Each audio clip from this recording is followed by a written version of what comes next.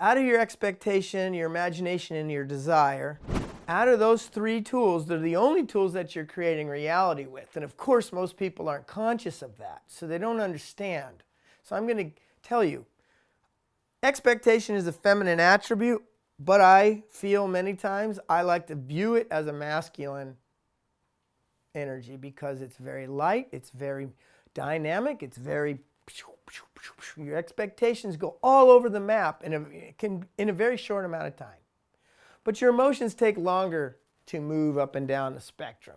Your imagination takes longer for you to really imagine unless you're in a pattern of self-pity. You'll go after the pattern and you won't take responsibility anymore. Self-pity is really a way to not take responsibility.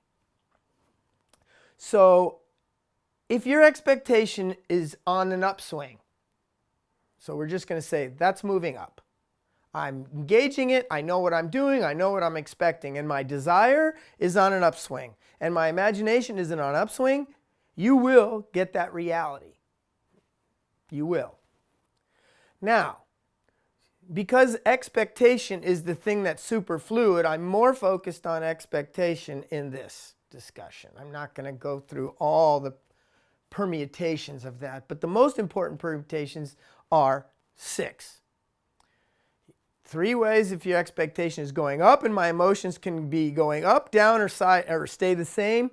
Same if my expectation goes down, my emotions and my imagination, let's say, will go up, go down, or stay the same. If all 3 of these things go down, you're in deep victimhood. You're a victim all day long right now. You're not imagining a better way to be. You're not desiring anything, and you totally are expecting the worst. That's victim. And you are in self-pity 100% when you're coming from there. Because all people in self-pity are basically punishing everyone because you're not getting what you want. I'm not getting I'm not focused on what I want at all, but I think I should be getting it by feeling sorry for myself.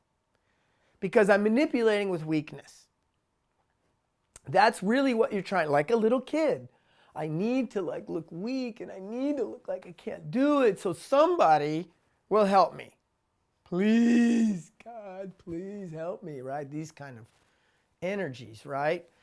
So let's say if my expectation goes up and my imagination and my desire stay the same, that situation creates the emotionality of, this is too good to be true. Oh my God, oh my God.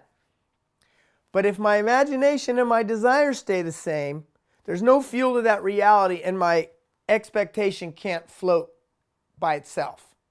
And so I feel sorry for myself. And I'm like, God, I had that great thing happening and it didn't happen to me. Poor me. Boom, I'm in self-pity. Now, if your expectation is going up and your imagination and desire are going down, you are in anxiety when that happens. And you are most likely in overwhelm. Because my expectation is up, but I'm not feeling supported at all. So this separation happens and it creates a lot of anxiety because I'm not really imagining it going anywhere. It's kind of like reframing. I'm just going to have this. Even though inside I'm imagining and not feeling any of this. I'm trying to make it happen, but I'm in anxiety while I'm doing so. And overwhelm. And this is a very powerful thing to understand. If you say, I'm overwhelmed, you must understand that you're unwilling to change. You want to stay the same when you say, I'm in overwhelm. And psychology came up with this terminology and everybody uses it. I'm overwhelmed. You're in pity.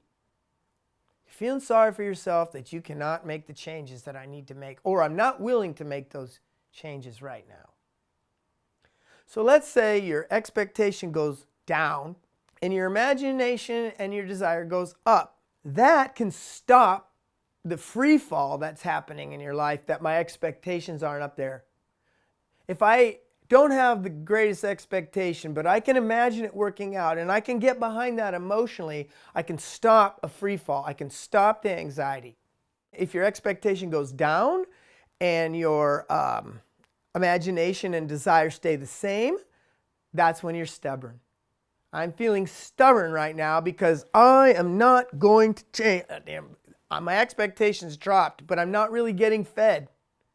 So what it makes you want to do is try to hold your position. I'm trying to hang on to what is. And so I get stubborn.